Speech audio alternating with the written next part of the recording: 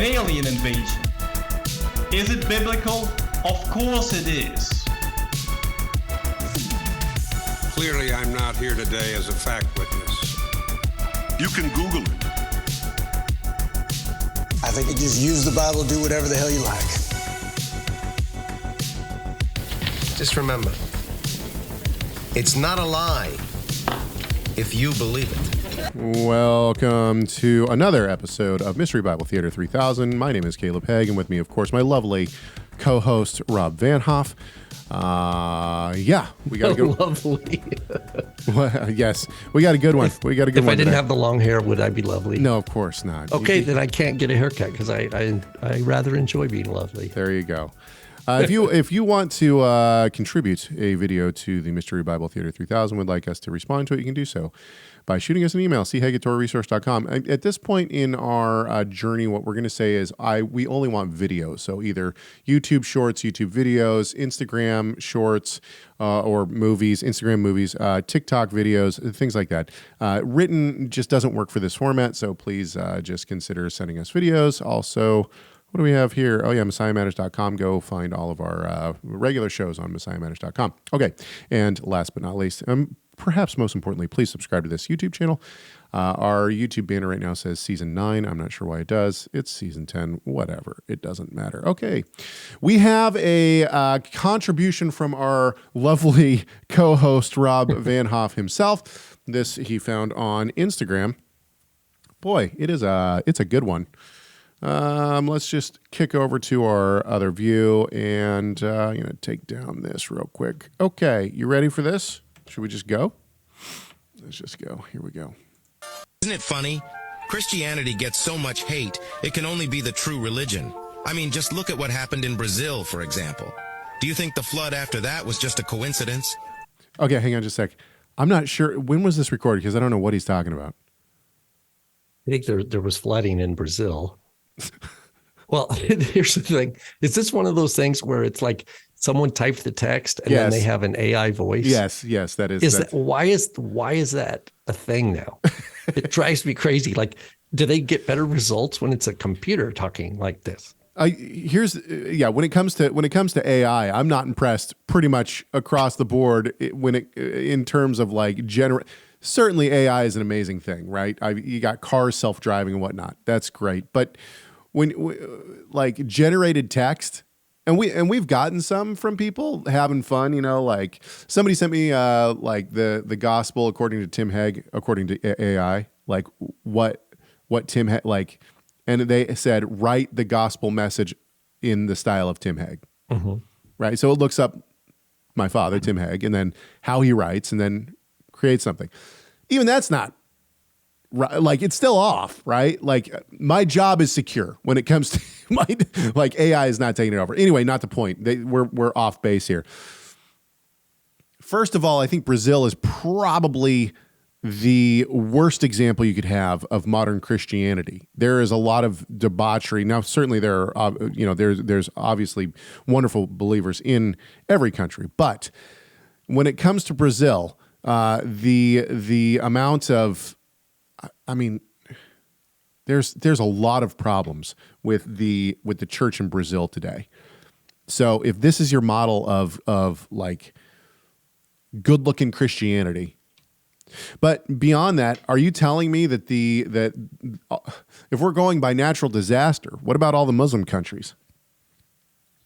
It looks like there was about 64 deaths in the Brazilian flood. How many deaths were there in the Syrian back in February? In the Syrian, wasn't there a huge earthquake in Syria where 2,000 or 50,000 people just died?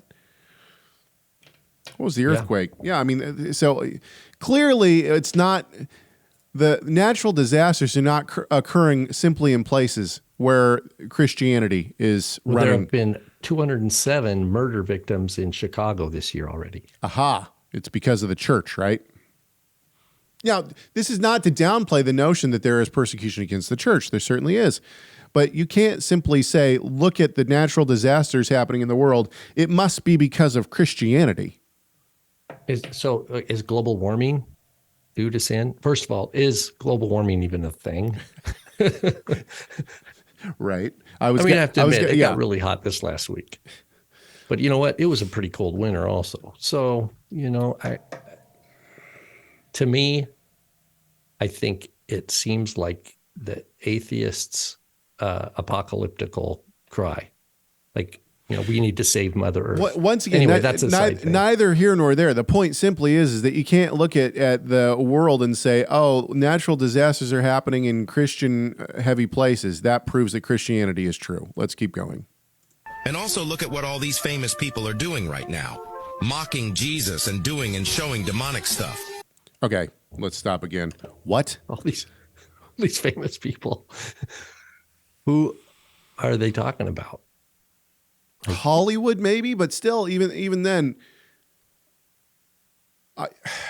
I tend to think I believe that if you asked the Jews, has Hollywood made a mockery of the Kabbalah, they would say absolutely. Right? Scientology? Come on. The fact of the matter is that you cannot gauge. Let's ask this question. Is this the standard of apologetics that Christianity has today? The question here. That's our question. Oh, okay. My word. Let's keep going. Why would all of this happen if Christianity was fake? Plus, Christianity is the most persecuted religion in the world. There has to be some evil thing out there trying to eliminate Christians. And isn't it funny that all the Christian holidays became something else because they want to distract from their real meanings? Christmas is all about Santa now, which also spells Satan, by the way. Easter is all about bunnies and eggs, and Reformation Day became Halloween. Nobody cares about the special days in other religions. Let's just stop for a second. I love it. First of all, this is great. This is like only in America. Is this real? This can't be real. Okay, exactly. This isn't real. Could there be like... Nobody's this stupid. Nobody is this stupid. Right? I mean, come on. Nobody's this dumb. The Christian holidays are persecuted. Think about the fact that Easter is really Passover. And and Christmas, come on. Santa and Satan are the same letters. This can't be real. The idea that this is apologetics in Christianity, or this person is 12, right? And that's why they needed the adult voice. They needed the AI voice, is because and if this is a 12-year-old, good on you. You're trying, right? Yeah. Fair That's a enough. Good point. Yeah. But age appropriate. But if this is an adult, if this is like your 7, 8-year-old comes up, they colored this picture. Yeah, you're like, hey, oh, good Daddy, job. look at this picture. Yeah. You're like, oh, okay, I hear that. But if this is an adult, I can only imagine that I can only imagine the kind of church that this would come from. Right? I mean, being persecuted cannot be an indicator of favor with God. Right? Just because you're hated doesn't mean that God's on your side. Right? Just because. Yeah, look at the Mormons. Look at the Jehovah's Witnesses. Because you're persecuted, just because you're experiencing you're experiencing hatred, that doesn't mean God's on your side. The Bible doesn't say, they'll know they'll know this is the true faith because of the hatred it will evoke. No, it says, Yeshua said, they'll know you're my disciples by your love for one another. Right. You're my true disciples. Okay. And it says, if the world hates you, know that they hated me first. Right. That's the thing. It's not that the hatred is a sign. Should we just vote right now? Well, I'll tell you what, let's finish out the clip and then we'll vote on whether or not this is on who this is. If it's a kid or if it's is somebody who goes to Stephen Furtick's congregation. Okay.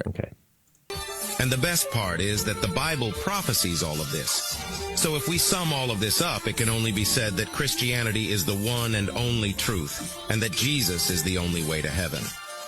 Okay, let's also say that whoever put this together got roasted in the comments. I think it's a female. I think it's I think it's a young teenage. Okay, yeah, I'm with you on that. Yeah, teenage girl. Who is going to a charismatic type of network church. Yep. She's learning about. She's new to the faith. She's seeing the world from. She sees all these problems in social media. She sees kids on TikTok and all, and she's like, this doesn't seem right. She's finding solidarity in a church, and she hasn't really read the Bible. So she's like, and the Bible prophecies of all these things, but she values Christmas and Easter. So it's not a lack of education. Yeah. And so I agree. I think with that respect, I think there is a certain age appropriate response that if that's where it comes from, then I'm with you. I'm like, good on you. Yep. If, however, this is an adult who should be able to read that this is not really. I mean, this would be like a college person bringing in the work of a 12-year-old. Let's play. I wish we had an intro for this kind of segment. Let's play What's on Her Bookshelf. We're going to assume that this is a young new believer, female. What's on her bookshelf? You want to go first or me? I'll go first. Joyce Myers. Joyce Myers is what was her book? Isn't there one like Never, Never, Never, Never, Never Give Up or something like that? I see something like that on the bookshelf. Joyce Myers. That's my number one pick. Hunger Games. Harry Potter. Okay. No, but it's like an old copy. She never even read the whole thing. Kind of thing. Like I don't even know. Joel Osteen. I think Joel Osteen is on there too. Okay, so you're thinking more. She's going to have specifically some Christian books in. I think that the introduction to Christianity from a person who would put this together. This is the feeling I get. Now I have no clue, obviously, but the feeling that I get is that the Christian reading that comes from a person who would put something like this together comes from uneducated teachers, and to me a really flavorful, like fluffy Christianity. Almost, you talk on the main show a lot about like rabbinic Candyland. I see this as like charismatic Candyland. Like, you know what I mean? Like you've walked through the Joyce Myers, the Joel Osteen, maybe you've listened to a little Stephen Furtick, whatever, and you've been hit by the gospel. Like the gospel, even though these people may be teaching complete nonsense and are, no matter where you're going to put those people in terms of Christianity, the Spirit has led this person maybe to faith, and they believe, they truly believe, and they are all in. But there's no real education. All they've had is the high fructose corn syrup. That's all they've had. They've had no meat whatsoever. That's what I see here. And so I think that the bookshelf has to reflect it too. At the end, it's like, okay, Jesus is central to the soteriology, right? That sure. At the end, it's like okay, there's no way, and I wouldn't put it. Oh, there's no way to get to heaven but Jesus. So then it makes it look like the threat of hell is what produces fruit and what brings increase to the body, and that's actually not good theology. It doesn't mean that's not part of an important part of our instruction from Scripture, but hearing, faith comes by hearing, right? And my point was though that last line does seem like her faith. I'm going to say she's forsaken all others, right? She's not a Mormon, right? She's not a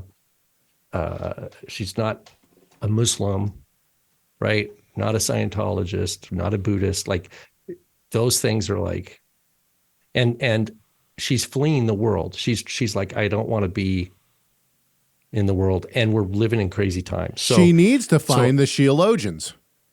That's what she needs to find. The Sheologians. Yes. Yeah. That podcast. Can we put a link to the Sheologians? James White's daughter, Summer. Now she's not white anymore. Include a link to we'll include a link just in case somebody. Hey, but again, this is our. You know how like you go down on Venice Beach or whatever, and there's someone will sketch your caricature of you, right? Or yeah. We're just. This sketching. is like we're doing the same thing, but just by listening to. It's the nose is probably way too big. The ears are probably huge. We probably don't have it completely right, but yeah, right. Yeah. All right. It's we got some. I got to tell you, we got some good ones keyed up. We got some good ones keyed up for the next Mystery Bible Theater 3000. However, we need more because we will run out quickly. So send them. Chegg at TorahResource.com. Chegg at TorahResource.com. Do not forget to subscribe to this YouTube channel. We do appreciate it for sure. All right. Let me get rid of this. And alrighty then. We'll play this. We will be back next week. Next week with another Mystery Bible Theater 3000. And it might be your video. Might not. You never can tell. But you won't know unless you send a video in. Chegg at TorahResource.com. Don't forget to catch our main show Wednesdays, 9:30 a.m. or anytime you want to see them on YouTube. Thanks a lot, guys.